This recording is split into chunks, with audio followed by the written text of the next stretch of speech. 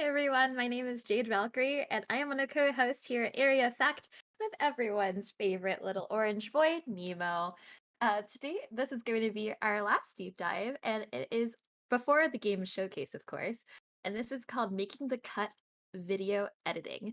Today, we have Heather Wicks with us. Heather Wicks is a senior video editor for Team Liquid's content house, One Up Studios. Starting off her career in film and television, she moved across to the esports scene with the Overwatch League and is now covering content, across dozens of games. We do have some questions on deck, as usual, but feel free to add more questions for Heather using the command question or hopping over into our Discord in the panel and deep dives announcements and clicking on that button to insert your questions. So, without further ado, I'll be handing over the spotlight to Heather. Hey guys! Nice to meet you. My name is Heather Wicks. I'm going to be talking about all things video editing. One thing to note is that I am working in the esports side of gaming, so I'm not too familiar with like the development side of video editing. I mean, a lot of what I'll say today just goes across video editing in general and post-production in general, but a lot of the specific things I have to say about gaming is in the esports scene. Which leads me to kind of like my backstory, why I'm talking about this. That's me. I am a senior video editor at Team Liquid One Up Studios. I get this question a lot. Team Liquid actually has separate branding for their content team, One Up Studios, because we actually do quite a bit of stuff like outside of Team Liquid because we are a full service production team that does like pre-production all the way to post-production that could be hired out. So that is kind of the branding, but they're both, I mean, it's all Team Liquid. I started my video editing career actually through like cinema. I did go to school, to film school in San Francisco State, and I knew that I wanted to focus on post-production. I really liked video editing. I really always enjoyed that part of filmmaking. So when I got my cinema degree, I kind of came to LA hoping to work in TV and film. Like that was just the natural place I wanted to go. So I actually got my first job outside of college, video editing for like fashion.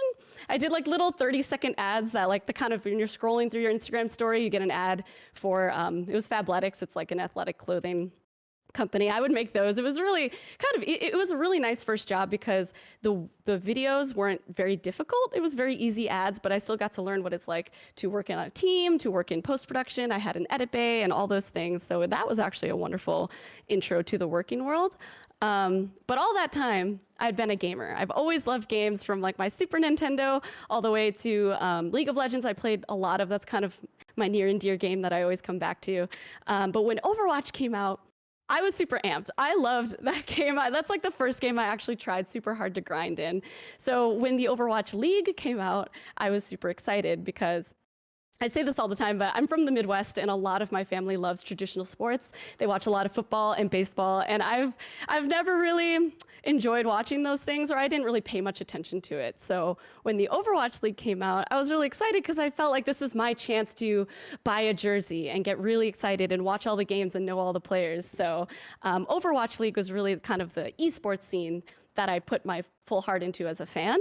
And one day I was sitting in my edit bay at fashion job, and I had on my side monitor the Overwatch League playing, and all these other editors and people were coming up like, what is this? Is this a video game? I was like, yes, it's really cool. It's like the esport for this game I play. It's like brand new. It's the inaugural season. And they were super excited for me because I obviously was very excited about it, but they kind of just didn't quite get it. And after a while, I kind of realized like, you know, I want to work and be surrounded by people who knows what this is and thinks it's really cool. So I decided to look into the Overwatch League and see if I can start working there. I decided to start with my favorite team, because why not, which was the Los Angeles Valiant. And the only job posting they had available was for social media coordinator, which isn't quite the same thing, but it did involve a lot of media creation.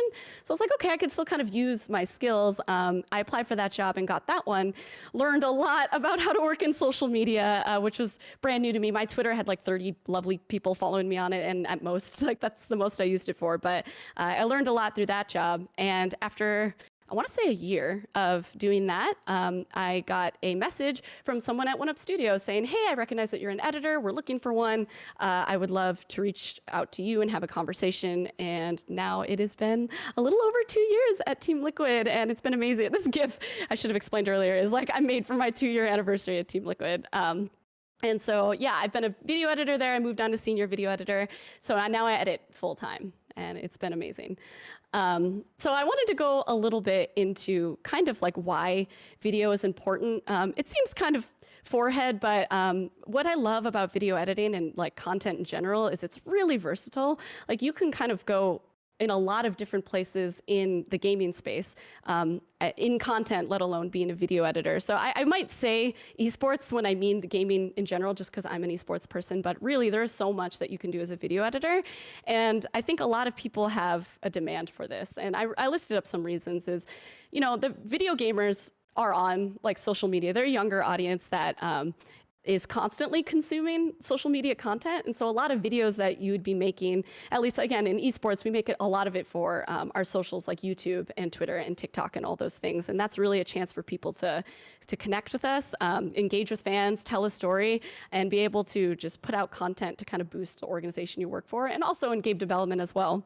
Although I don't have much experience in it, there's so much content that's being put out, sometimes used in the actual game and sometimes to promote, sometimes for teasers, sometimes they work with influencers who are playing their game and they make content from that. So there's always a demand for making videos. So I hope that's encouraging in that like almost everywhere you look, they have some sort of content team that they're building. And another thing I listed as well is outside of what people see, a lot of departments really do need content.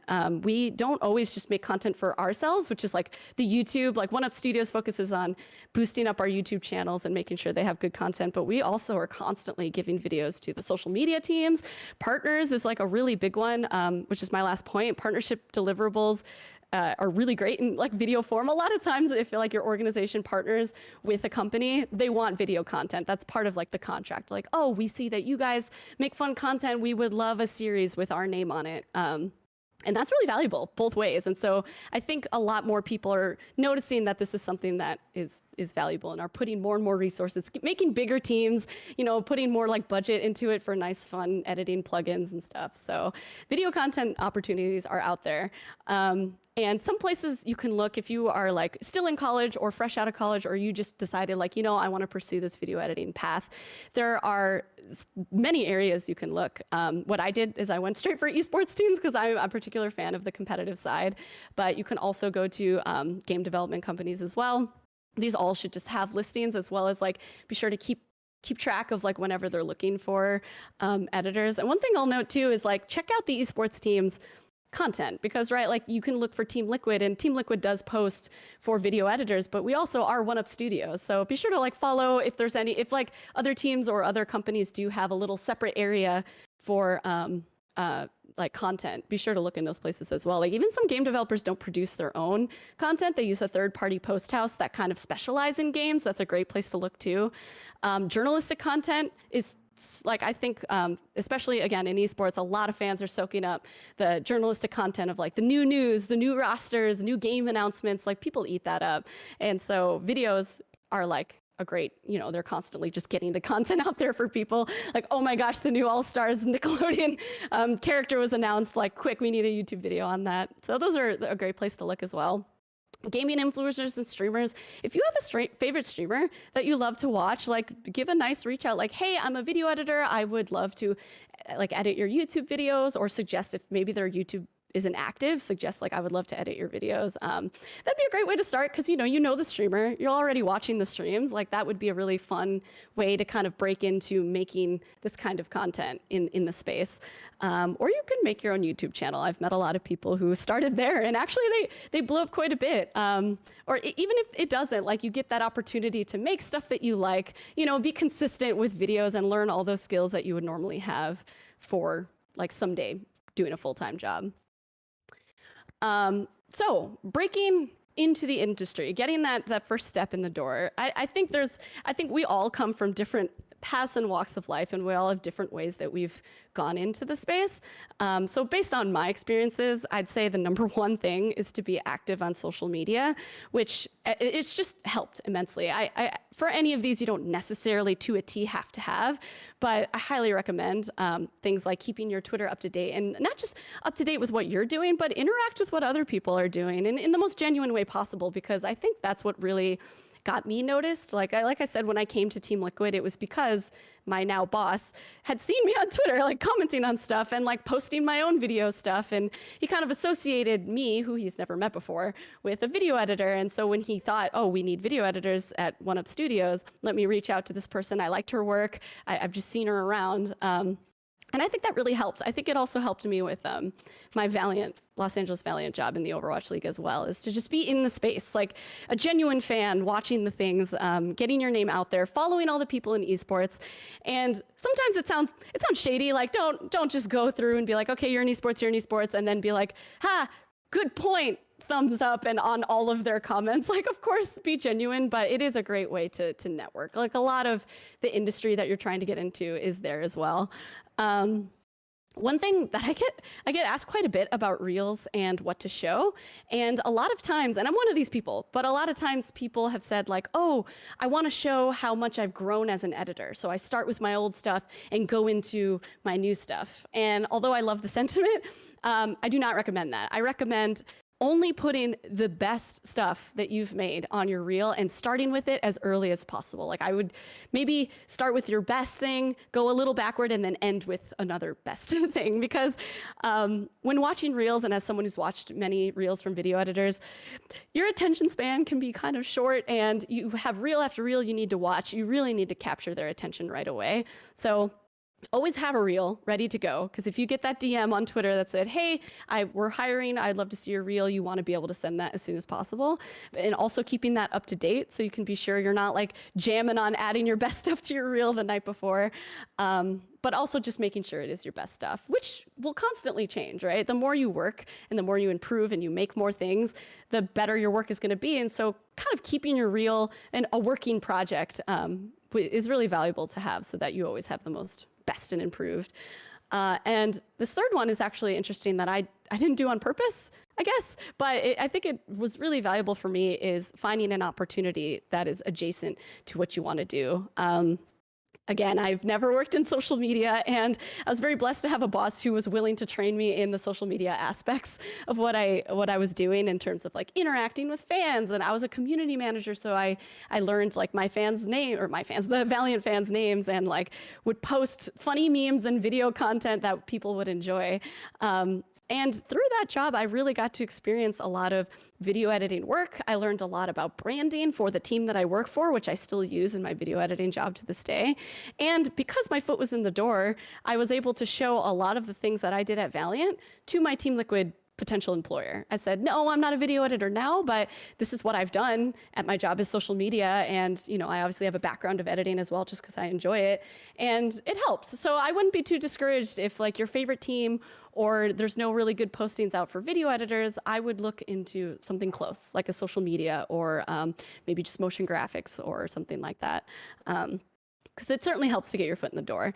And finally, if you're just waiting around, you've applied everywhere you want to apply to, and you're just kind of twiddling your thumbs waiting, make your own content. You want to keep growing. You want to keep those muscles like going while you wait, quote unquote. So I would make your own stuff. Like, we like video editing and we like games, which just makes this industry so amazing, because it's just full of passionate people. And so honestly, making stuff on the side that you really enjoy will not only improve yourself, not only give you stuff to put on your reel, but it keeps you passionate about the job that you're working to get into. So I wanted to go a little bit into kind of the 3 types of like skills that are good to have. I do want to caveat that like you definitely could start applying and working without having all of these under your belt. But if you are kind of like working toward getting a job in esports, these are all just really valuable skills to know. So if you don't know any of these, I would recommend looking into them after today. So technically, like obviously, knowing a video editing software, I fully stand by the Adobe Creative Suite. It is very much grown It's very much grown into an industry standard, not just in like our space, but also when I was working in like film and TV. That's what a lot of them use. And it's so great too, because they have all these programs that really connect well with each other, like Premiere, After Effects, and Photoshop all really sync well together. So if you can afford it and it's in your budget, if you're a student, there are discounts. Black Friday, I think they do too sometimes, not all the time. One year they did. But I would definitely recommend the Adobe Creative Suite. Premiere is obviously the video editing tool. I highly, highly recommend knowing After Effects. I know that if you aren't familiar with it, it is a very daunting, scary tool, but I highly recommend it. You don't necessarily need to have it to get that first editing job, but if you do have it, that is a great step up because it's becoming more and more like standard, I would say. I think a lot of people are using a lot more motion graphics, and so being able to do that just makes you that much more of an asset. So it can be scary, but I recommend like starting to learn that now so that you could be able to say that you have it going into those jobs. And Photoshop as well, being familiar with being able to make something in Photoshop, very often that's going to be needed for video or for your motion graphics. So at least knowing how to mask things is a good step into getting that first opportunity. I put an asterisk next to Final Cut Pro because, again, I am a big Adobe fan, and of all the places that I've seen and people I've talked to, they're all using Adobe as well. So if you end up getting a job on a team that needs to do collaborative editing, you're probably going to have to shift over to whatever program they're using. And Final Cut Pro just is not as common as Adobe Creative Suite. So if you're a freelancer and you want to pursue freelancing, I would stick with whatever editing software you're comfortable with, so long as you can do what you're trying to accomplish. But I will say, if you're ready for that collaborative scene, you might have to switch over. So be prepared for that. And DaVinci Resolve, I put on here as well, not just for coloring, which if you're not familiar with it, it's a great free coloring tool. If you want to get into kind of color grading and color theory, that is a great place to start. But they also have an editing program that they've beefed up. Like in the past year, their editing program is actually pretty good. I've met some editors who switched over to use it primarily for editing, and they say they like it, and it's free. So if you are on a budget or you're a college student and you want to get that experience under your belt, I would suggest trying editing on DaVinci Resolve because it is great. Other things to know as well, just again, it helps you. I'm sure that you will get that opportunity if you don't know OBS, but it's great to say like, also, I know OBS, which is great, not just for like streaming, but also as an esports person, I do a lot of recording gameplay, in-game stuff. Like I said, I do a lot of League of Legends. So when we record those, we use the in-game cinematics, which I put on here as well. It's good to know. Like in this case, it's League Director. I know all the different games have their own replay formats. I'm afraid I don't know a lot of them. I'm really only familiar with League Director, but we use OBS to record those as well. And some places you might go might need you to double dip as like live streaming. So it's kind of good to know all the settings of OBS and just being comfortable with it and familiar with it. And 3D animation as well, which I don't know a lick about 3D animation other than using the 3D tool in After Effects, but I know it's very valuable, especially on the game development side. So if you want to pursue more of that, obviously knowing Blender will be really helpful, Cinema 4D, Unreal, all of those amazing magic things that some people can do. Like if you're an editor who knows how to cut in Premiere, do some effects in After Effects, and you're familiar with Blender, like that is amazing. That is a great opportunity for an employer who meets you to be like, wow, those are some good technical assets. And now moving on to creative, which is like, being a video editor is like, you do need to focus on your technical, but I would not ignore the other aspects of skills that you would want to grow for that, like being creative. I mean, creativity is so subjective, but some tips that I had is keep up with editing styles and trends because they're constantly changing. So seeing what other teams are doing, seeing what other spaces outside of gaming is doing, like constantly, I'll see an ad on my phone for whatever, like whether it be Twitter or YouTube, and I'll actually save it, and then my algorithm makes it come up 50 times. But if it has a cool motion graphic in it, I was like, wow, this like really cool State Farm video had this really cool motion graphic. I just saved it so that I can use it in my future reference. So constantly keeping an eye out for that, as well as, again, what other like content formatting trends, especially if you're going to be working in a lot of YouTube and you have to like create content. Like esports teams are constantly thinking of like, what kind of fun series should we do? What kind of formats should we do? Keeping up with what people are doing there is helpful so that you can have the most up-to-date kind of videos is is great to know as well. Feeling out pacing and tone is just a good kind of like, I guess this is like almost like it's like a technical meets creative, but it's something that I feel like a lot of editors have inside of them, which sounds really corny, but it's something that really is built inside of you on like knowing how to pace a video with the music. Which is my next one, is finding the right song. When you find a song that you know will fit perfectly for the content that you're trying to make, figuring out how that's paced and the tone of the video you want to give off are just really good skills to have. And that's the kind of thing that you want to show in your reel. Like that's what employers are looking for when they're watching your reel. Seeing how your video is paced to the music that you picked is like a really, really important aspect. That's kind of bread and butter editing, but it's still important to keep in mind and maybe check yourself if like, if you're doing those things. Adding your own flavor is something I highly encourage as well. If you're working full-time in editing now, or you're working as a freelancer and just basically working with clients, a big reason why they would want to hire you when you show off your creative skills is that you have creative skills, and adding your own flavor of what you can do well and what you make special in your piece, because we're making art, right? Like video editing is an art form and everyone has their own way of doing it. And so I would not be afraid at all, because some people do get a little nervous to kind of put themselves into it wherever appropriate. I think that's what makes you not only a unique asset that no one else can bring is your flavor, but it also gives like a big reason on why you are special. Like, oh, I can make this for you because this is just what I'm good at.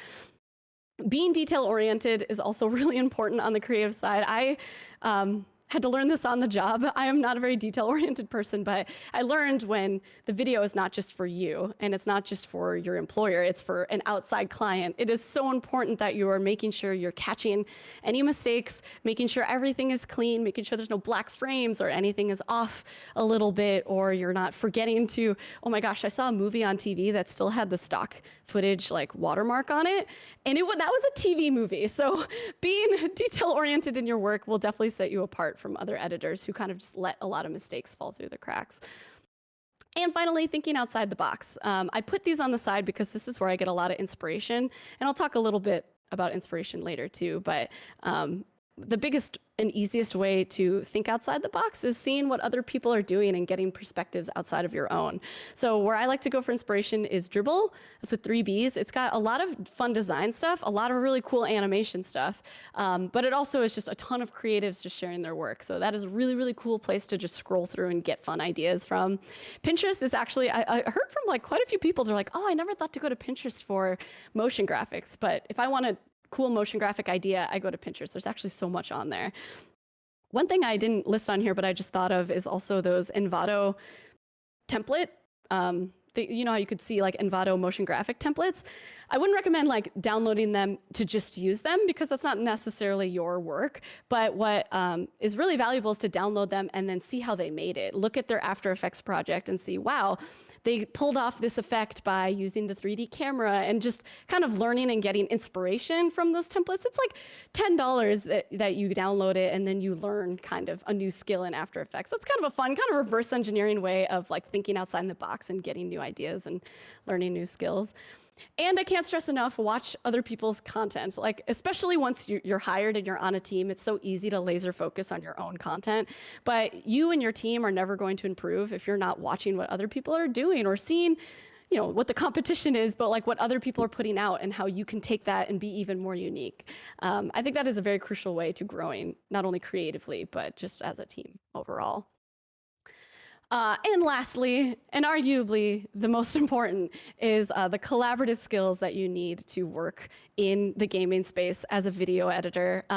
One harsh reality that we all learn, not just on our jobs, but like when I went to film school, this is something that a lot of us students had to learn, is that this is a collaborative art form. It's not just you and your canvas and your paintbrush and your paint.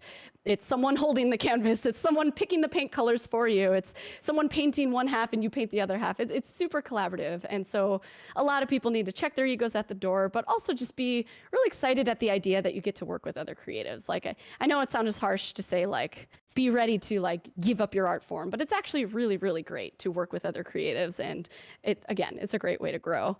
But a really good asset to have. And if you say that you're good at this in your job interview, I guarantee that you will be remembered. That gold star that the recruiters are talking about in the recruiting panel is organizing your workflow. If you are anything like me, you worked work still super chaotically, and you're your own sense of organized mess. I mean, if you could see my desk right now, you would know that I'm an organized, messy person.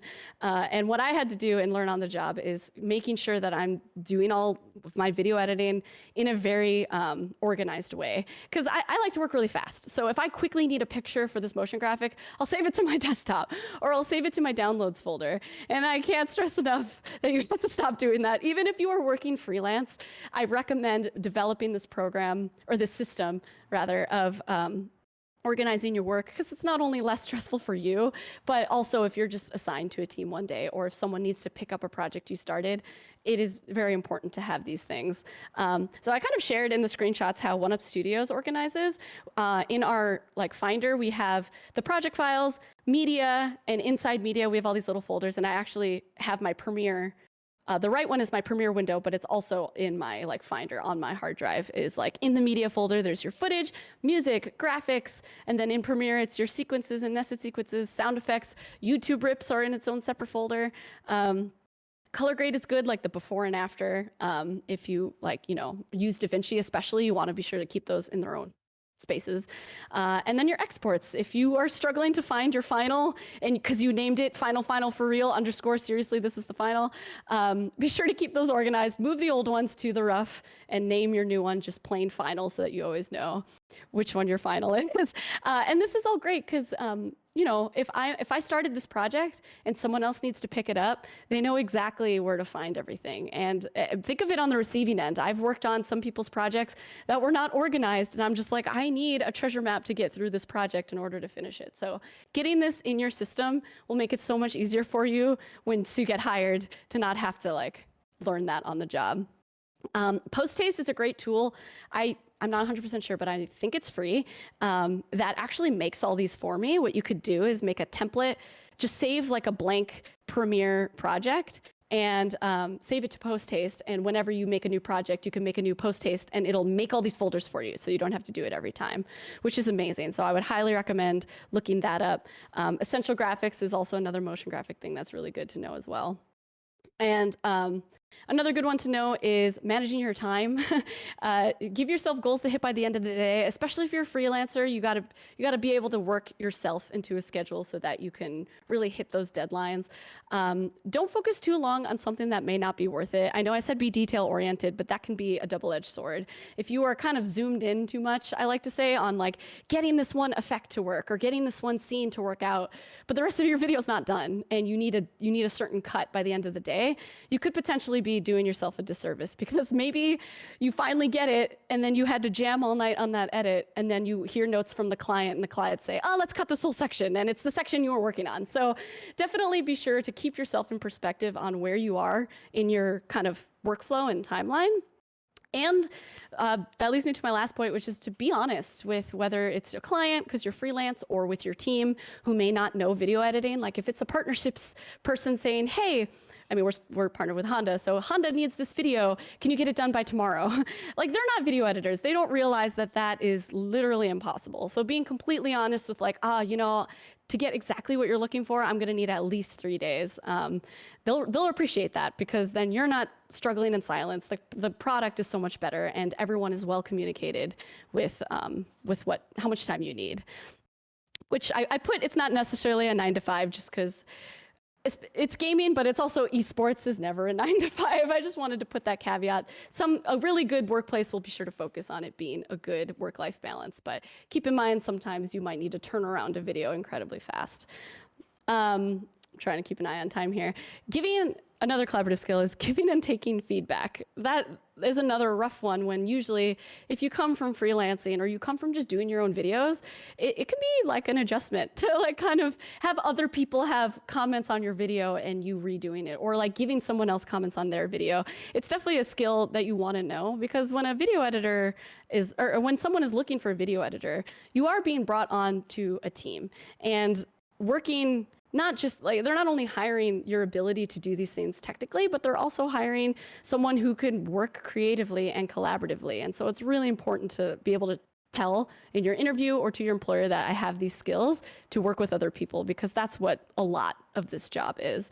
So like I said earlier, be comfortable and excited to get creative ideas from others. Be willing to have an open dialogue about the direction of the video.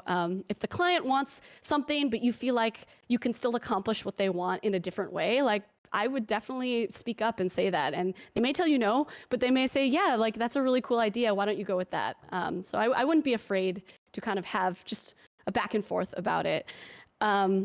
Always remember what the purpose of the video is. Sometimes concept can overshadow purpose.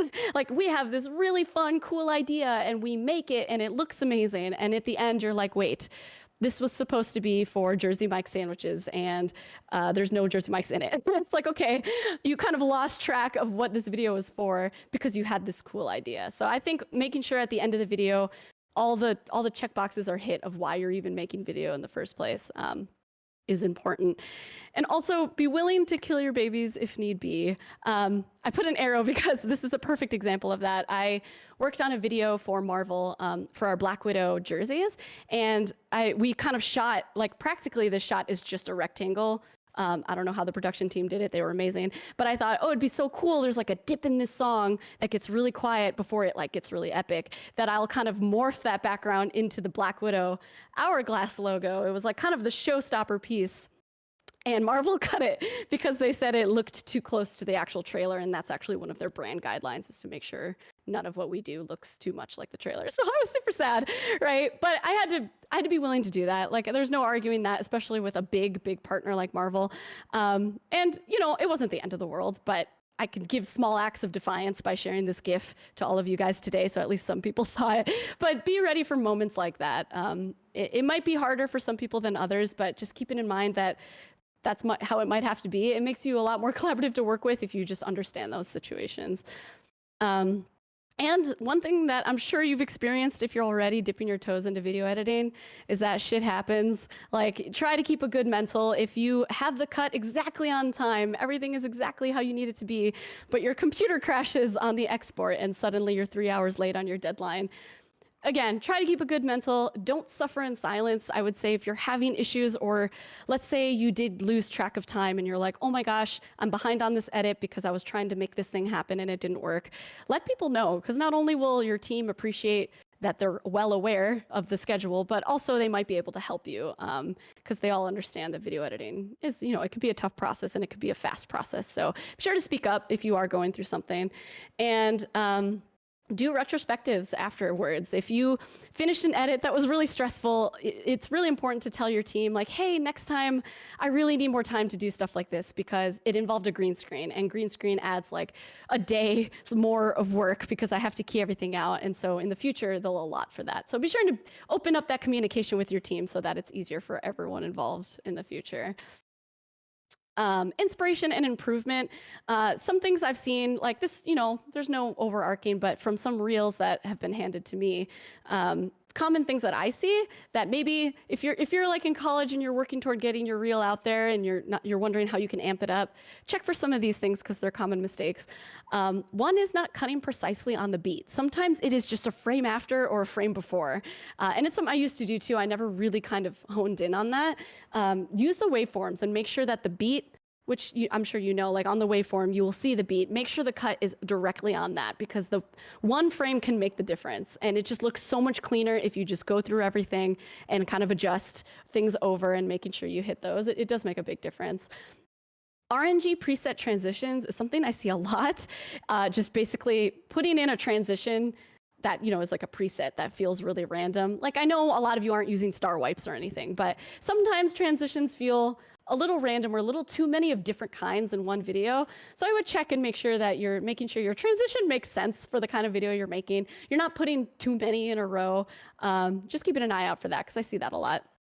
Cutting too slowly or monotonously is something I've seen a lot. I feel like a lot of newer editors are cutting really slow. Like, yes, you can cut to the beat, that's great, but there are times that you'd want to cut faster or you'd want to play with the pacing a little bit.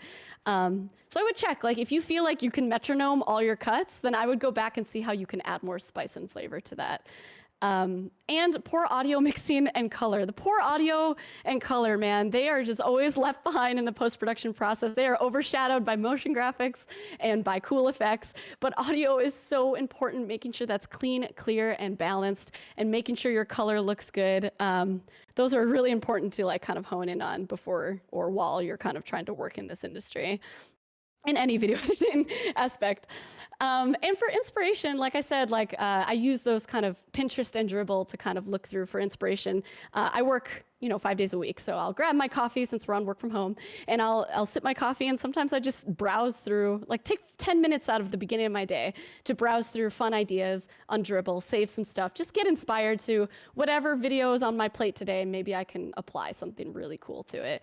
Watch tutorials on YouTube, which I'm sure you're all doing. If there's a cool thing you see and you're like, I want to be able to do that, I don't know how, I'm guaranteed there is a YouTube video out there about how to do it. And finally, make stuff you want to make. On the side, I make a lot of fun stuff. Like I just made an animation of Gengar because I like Gengar. And I realized that I learned 2 new skills that I didn't know how to do just to accomplish that Gengar GIF that didn't even go anywhere. Like it was just for my own purposes, but it was fun. It's something I wanted to make and I improved from it. So definitely don't separate the work part with the passion part and make stuff that you enjoy, because you will improve from that. And some suggestions to spice up your edit. If you feel like you're watching something and you're like, this is good, but it's not quite there. Some things to look at are playing with your frame. A lot of times you can easily make a slower video feel boosted by like zooming in, or if you have Red Giant, they have a really great camera shake where it just makes it feel handheld. Our team actually just finished a video and we added camera shake to the whole thing. And if you watch the before and after, it really does make a difference. It makes it feel, it's all music too, so it makes it feel more amped and pumped. It can make a big difference. So if you feel like your edit's slow, add some of those things. Windows is really popular too. I feel like lately, shrinking your video less than the aspect ratio, so making a perfect square in the middle could be cool and stylized, or maybe making 3 frames of the same video glitch in and out. That could be a fun way to kind of boost an edit that might feel boring. Play with pacing as well. Speed ramping's not something I really did until later, at least not smoothly. But like I said, if you're cutting too monotonously, maybe it'll amp things up by cutting really fast during the bridge or whatever it may be. Playing with speed ramps, that could really amp things up.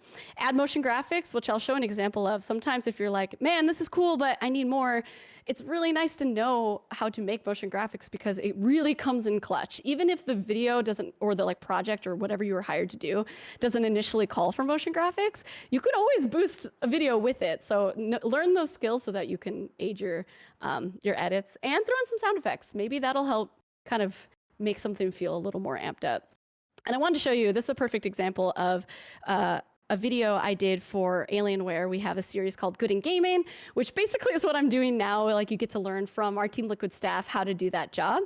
And there was an intro that was needed for it. So I made one, and it was okay, but I just felt like it wasn't enough. It didn't feel like a series intro. It just felt like a little montage. So I ended up adding motion graphics, and I think it really, really helped. So I'm going to show you guys the before and after of that.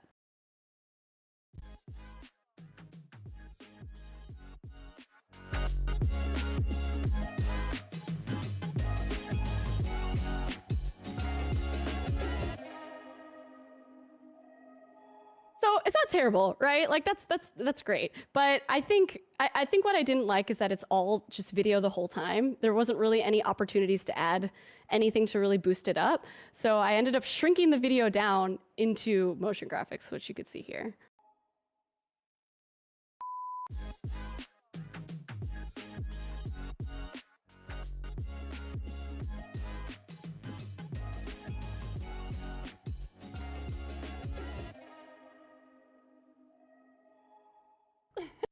So that was my voice because I cut that from the whole episode. But yeah, it made a big difference, right? That felt way more put together. Yes, and it was colored too, which I see in the chat, which is funny because there's a common joke that you can turn in a video uncolored and the client will have a ton of notes, and then all you do is just color it and send the same cut back, and they're like, it's perfect, don't change a thing. And it's like, sometimes things sound better in color. So I will say, if you have the time and bandwidth, color your footage before you show it to your client, because it makes a big subliminal difference.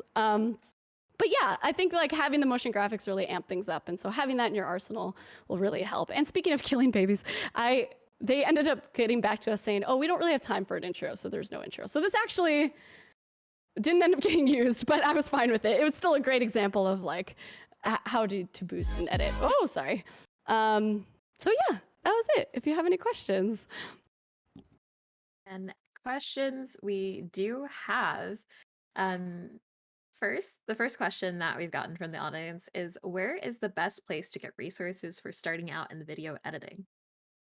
I would definitely say finding people that you like their work. They may not necessarily come out with tutorials or anything like that, but finding them and following them just so you have that inspiration, kind of like shadowing, like puppy to follow, like, oh, I really like how this person does their stuff. I want to follow their journey through editing and kind of getting inspiration from that. But also just like YouTube. YouTube is a plethora of great sources.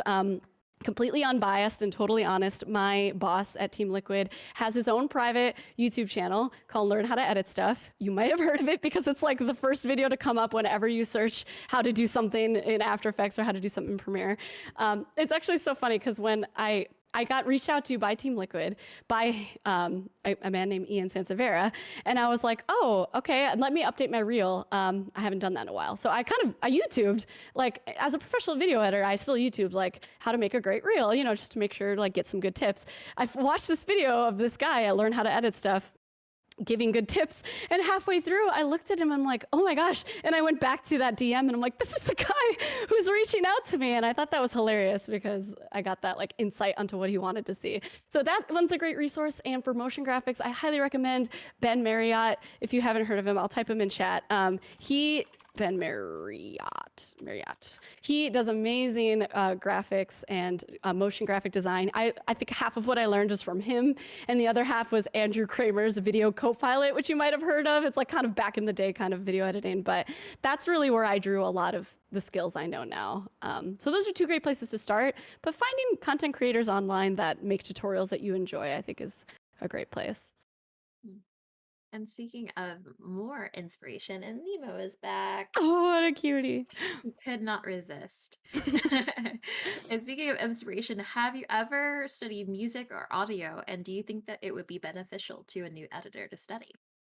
Yes, I mean, I definitely will say any aspect that goes into post is beneficial to study.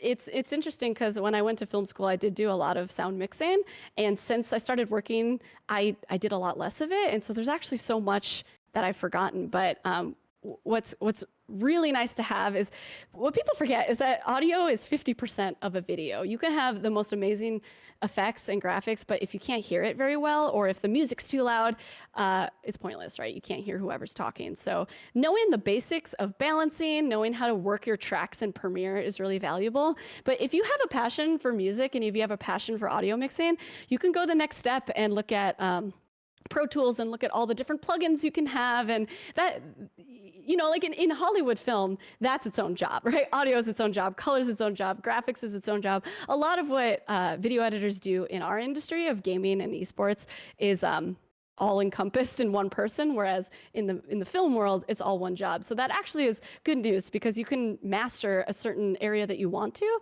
because there are people out there who do just that part for a living. So if you do want to pursue just audio or just color, or at least be very proficient in those things, you can find people who are professional mixers or professional colorists and go straight to the source.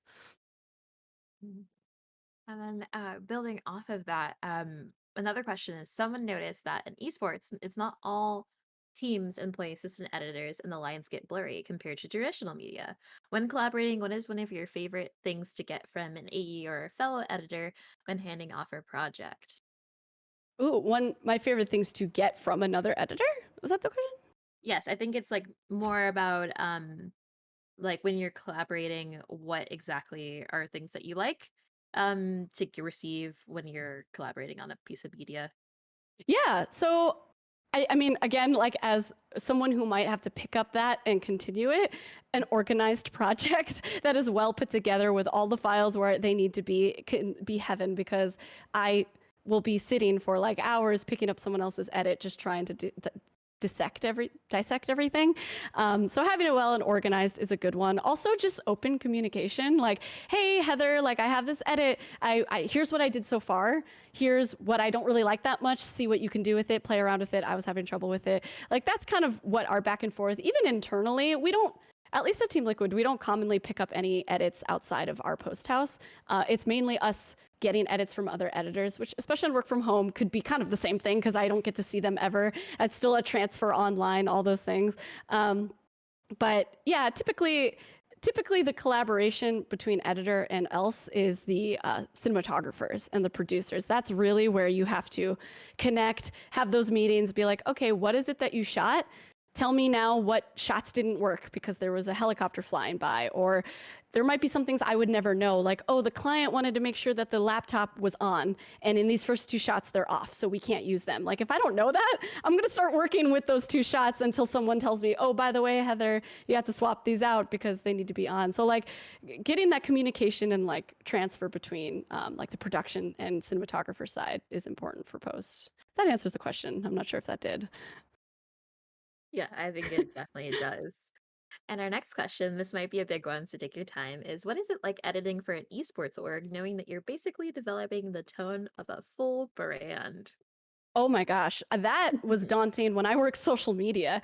As someone who was barely on social media myself when I started in esports, I suddenly was tweeting the voice of a totally different brand. And although I was a fan of the Los Angeles Valiant, it was very, very scary to talk for a brand, quite literally. Writing the copies was one of the hardest, most uncomfortable things I had to do. And it's a little easier on the esports side for editing because you're kind of the last person to receive the projects. Like we are like a full house of pre-production people who planned out this whole idea and concept, and then they communicated that to the cinematographers who shot it, which may not have been exactly the way that the producers had planned it, and then like the edit might not end up exactly how the cinematographers had planned it. So we kind of, like they say in movies, you write a film 3 times in the script, while shooting and while editing, and so it's kind of the same with esports in that by the time I get it, it's well thought out. Tons of people have already looked at it and made sure it's on brand with what we do. So you don't really experience it much as an editor. Maybe as a pre-production person, if you want to be a producer and you want to start creating the content ideas, that might be a little daunting. But I do admit it is hard, but it grows over time. I've been with Team Liquid for 2 years now. It is a lot easier for me to determine what's something Team Liquid would put out and what isn't. It also depends too on your team's brand. Like one important thing that I learned from the Los Angeles Valiant is that one things I was told is that the voices of a woman, like the Twitter voice should sound like a woman, which is great because I'm a woman, so I was able to accomplish that.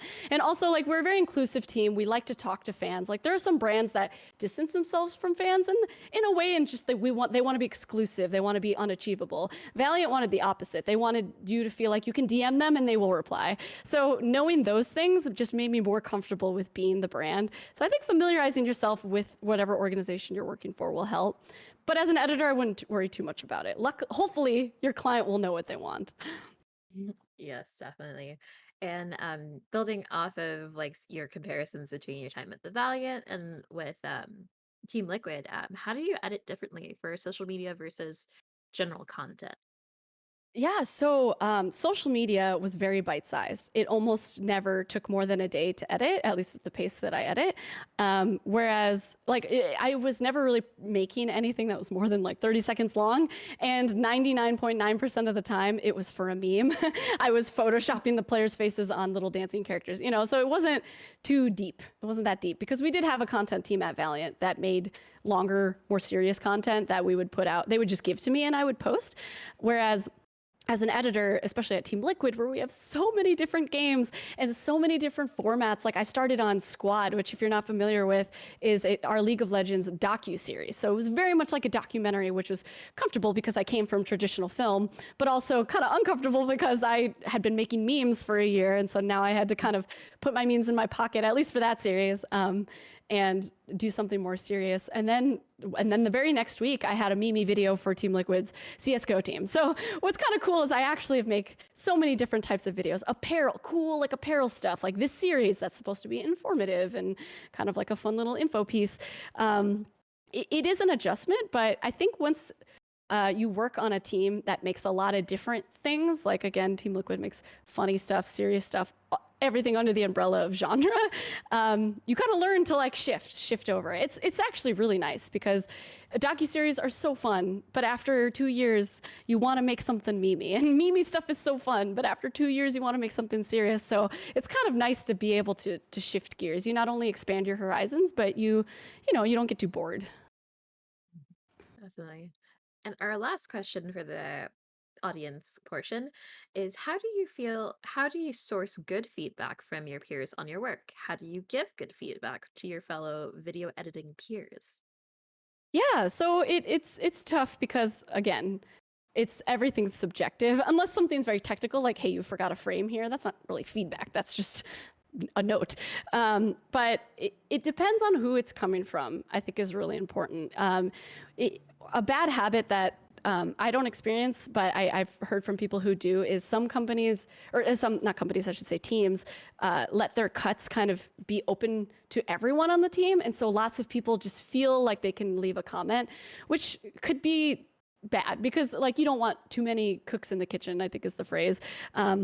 Because like you have a deadline to meet. As much as we all have our fun ideas, we not only have a deadline to meet, but sometimes people leave notes having zero idea what the editing process was before that. Like, yes, I understand that it would have been cooler to use a wider shot, but we didn't get the wider shot because there was something wrong with it. Like having those notes just gets in the way of the ones of the people who've been with you on the journey. So what's great about Team Liquid is we have the feedback team is mainly the producer who is assigned to it, usually the one that came up with the concept as well. So that's kind of their vision. In a movie sense, they would also be the director, like, oh, I envisioned this, I wrote this. This is what you and I together are trying to make. Sometimes if you have a managing post-production person, they'll look at it as well. Like, oh, a big plus, and actually a big reason why I took this Team Liquid job is my boss is a very great video editor, and he's someone I could learn from. So I do want his opinion on some cuts. Like I want to be like, hey, what do you think? Is this too boring? Kind of like the more video editing. Like he's how I get perspective on, is this good as an edit or is this good as a motion graphic? Then I go to the producer and be like, is this good for what you wanted? Does this accomplish the tone you want? Is this the duration you want? And then there's always the client, which you sometimes you might be making fun stuff for Team Liquid. Like, hey, Team Liquid wants to do an Among Us video. Like usually the feedback loop there is very small. I could do whatever I want. But if it's for a client, like they have very specific things that they want that's in a written legally binding contract. So you want to make sure those notes are hit. Those are almost always set in stone. Like it's very hard to tell a client no, although you can, don't be afraid to. But sometimes they're like, we absolutely need to have this shot or this cut because like we can't associate our brand with whatever happened in this section. So we need it taken out. Like that's obviously something you can't really budge on. But one piece of advice I would give, and it's kind of hard to do when you start, but be very, very candid about your opinion, right? Like I can say like, oh, I really think that this version's better because of this. But if it's not a hill you're willing to die on, just be like, but I can totally change it if it's all the same. I just want to let you know I think it's better. Because sometimes the producer will be like, oh, do you think it's better? Oh, maybe it is. Oh, yeah, let's keep it. Like have that open. You're not necessarily just an editing machine who's like, yes, sir, adding these notes. But also I wouldn't get too combative either. Like, don't be like, no, this needs to be in the edit. You don't understand. Like, I think it's a very, you need to trust the people you work with and also trust your own opinion that it's a good one. And even if they don't take it, at least you got it out there. Of course. And thank you so much for your answers to these audience questions. I'm sure they really appreciated it. So, where can people reach out to you if they want had more my tongue is giving out after the end of this day. But where can people find you if they want to reach out for more questions about video editing? Yeah, please send me any questions about video editing or breaking in or any of those things. I really, really like to have that feedback. Twitter is like the best place. I am at Baymax TV because someone took at Baymax. I won't put the at, but Baymax TV on Twitter.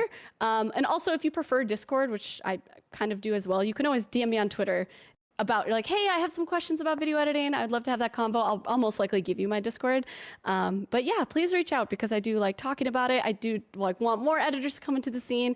And if you want to work in video editing and you're interested in working in esports, please let me know and send me your reel so that you're in pocket for whenever we need a video editor. Thank you so much, Heather. It was a pleasure to watch your panel and get to speak with you. Yeah, thank you so much, you guys. No problem. And I hope you chat have really enjoyed this panel as much as I did this deep dive, not panel, excuse me. And we are still accepting donations for our cause Gamers Outreach. We have passed our goal, but that doesn't mean that we stop there. We still have prizes to give away, so make sure that you're putting that command donate into the Twitch chat or going straight to the Tiltify link to donate and be eligible for those prizes. And a quick shout out to our sponsors before we head on over to the game jam.